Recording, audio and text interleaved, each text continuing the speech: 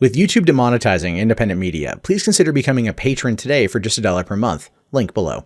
Hey, what's going on, everyone? My name is Matt Jarbo. This is 3 Buck Theater, and Solo opened this weekend to, well, not as good of numbers as it could have done. And this, of course, has a lot to do with a great deal of mitigating factors that I will be covering in another video. This particular video is all about this woman right here, Kathleen Kennedy. She is currently the president of Lucasfilm, has been since 2012 when Disney officially bought it out from George Lucas, and she was brought in originally prior to the deal in order to co-chair the company and then be handpicked to run it. And ever since then, she's been the person responsible for the Star Wars franchise.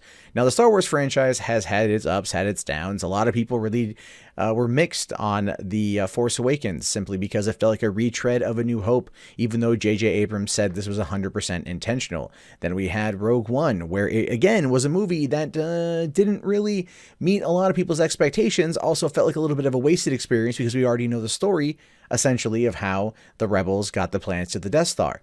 And then we had episode 8, and I don't have enough energy in my life to go over why I dislike episode 8, but now we're on Solo, a Star Wars story, and this particular movie is just not doing as well as it could have. And a lot of the blame, well, it should and it will fall squarely on her shoulders. And I think I might have figured out why. Yeah, the title of this video is Kathleen Kennedy Hates Star Wars, and I believe at this point that is accurate. I believe at this point she doesn't like what she does, but she finds herself stuck in this position, and she's using it to the best of her advantage, even if that means tanking it in order to go back to working on other things. Now, how I've kind of come to this particular determination has everything to do with her bio, or her, I should say, her resume, her jacket over on Wikipedia. Now, this is just her filmography. You know, just a little bit of it in terms of the movies she has worked on over the course of the past 30 plus years. Starting here with Raiders of the Lost Ark, where she was an associate to Steven Spielberg. However, even then is not the first time she worked with Steven Spielberg. She actually ended up getting herself a role as an assistant to the writer of 1941, Spielberg's comedy. And Spielberg met her then and liked her then and brought her on as his assistant for Raiders and for other movies as well. And then she became an associate producer. As we can see here, she worked on Poltergeist, E.T., Twilight Zone, Gremlins, Indiana Jones and the Temple of Doom, The Color Purple, Young Sherlock Holmes, Back to the Future, The Goonies, An American Tail, Empire of the Sun, Inner Space, Land Before Time, Who Framed Roger Rabbit, Back to the Future 2, Indiana Jones and the Last Crusade, Arachnophobia, Gremlins, The New Batch. I mean, it goes on. Hook, Joe versus the Volcano. You know, this is just the side on the left here. Jurassic Park, you know, I mean, over here on the right, the Flintstones, Indian in the Cupboard, although we'll kind of, you know, we can mock her on that one later. Congo, Twister, Jurassic World, Jurassic Park, The Lost World, The Sixth Sense, Artificial Intelligence, Signs, Young Black Stallion, War of the Worlds, The Curious Case of, I mean, look at this list here. This list is insane. This list is insane. These movies that she has worked on 100% define, I think, not only my childhood, but possibly your childhood, your adolescent years, and even your young adult years. The movies she has been a part of are not only just etched into pop culture, but we view them as some of the best films ever made. So when it comes to criticizing this woman and criticizing the way she's run Lucasfilm, it's not that she doesn't know what's going on. It's not that she doesn't know how to lead. She can't be in the industry for this long and have this many films under her belt without there being a specific reason for being there. She's good at what she does. Spielberg handpicked her to be his assistant, then to be an associate, then to go on to become an executive producer, which she's executive produced many, many, many of these films. And over the course of her career, it's landed her this, I guess you could call it a dream job, right? She's worked with Lucas and Spielberg forever. So you would think that she would be the best person to guide the franchise forward. But let's look over here on the bottom right, where we look at her just from 2012, right? You've got The Secret World of Arrietty, which she was a U.S. version executive producer. Then Lincoln, which she was a producer, which was Spielberg, and I believe DreamWorks was that one. Then this is when she was brought into Lucasfilm to co-chair. This is when she was brought in to take over once the $4 billion sale to Disney went through. And then from there was a 3-year gap between working on projects, a 3-year gap between making films. 2012 with Lincoln was the last thing she produced until Star Wars The Force Awakens, right? There was also BFG and Girl on the Train. BFG had been in works for a while. The script was written, I think, a long time ago. And Girl on a Train, she was an exec producer, but uncredited. Now, the thing you have to understand, though, about exec producers is that not all the time are they people who are heavily involved. Sometimes it's maybe just a phone call or two, or setting people up, or kind of getting them access to something, so we don't quite know the full extent of her involvement on all of these films, but her involvement is absolutely undeniable. But looking at this here, you've got, Rogue One, Star Wars Last Jedi, Solo, a Star Wars story, and then you have upcoming Star Wars Episode 9, the entitled 5th Indiana Jones film, not to mention the Rian Johnson Star Wars trilogy, the Game of Thrones guys doing their Star Wars anthology series, or their Star Wars series, so to speak, as well as the potential Obi-Wan movie and everything else coming down the pipeline in terms of Disney and Star Wars. And you come over here and you look, you see she's got the Star Wars shirt on. She's clearly playing the part. She's clearly playing it up. But I have to ask the question, does she hate her job? Has she been attempting to single-handedly sabotage the Star Wars brand in order to basically force Disney to not invest the money into making these films as much as they are? We know that they're trying to Marvelize this franchise. We know that. We understand that.